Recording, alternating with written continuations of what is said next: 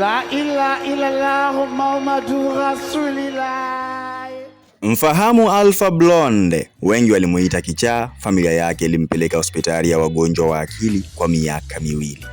Lakini katikati ya kuta hizo za baridi kulikuwa na sauti iliyokuwa inatayarisha mapinduzi ya muziki duniani. Hakuwa mwingine bali ni Seydou Kone, mtu ambaye ulimwengu unamjua kama Alpha Blondy. Makala hii imeandaliwa na kusimuliwa kwako nami Baraka Elizio.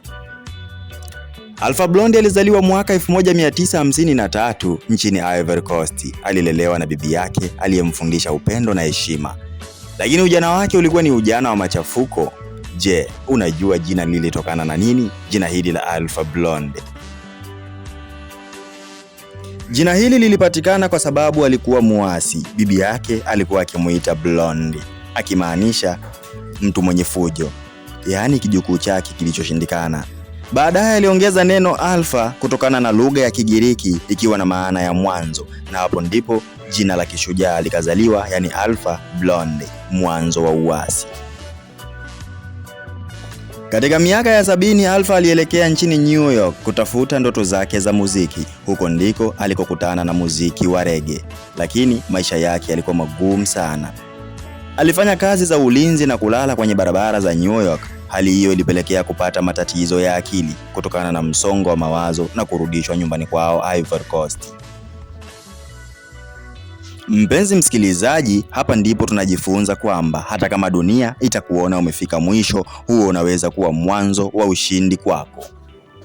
Mwaka 1982 Alpha Blondy alirekodi wimbo wake wa kwanza uliofahamika kwa jina la Brigadier Sabari.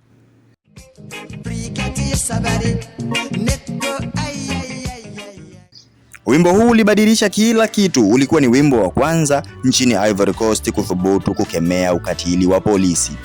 Aliuimba kwa lugha ya kienyeji ikiwemo Dioula, Kifaransa na Kiingereza. Hapo ndipo akawa sauti ya wasio na sauti.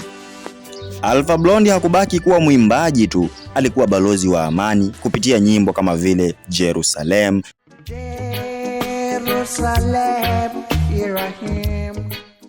na Peace in Liberia.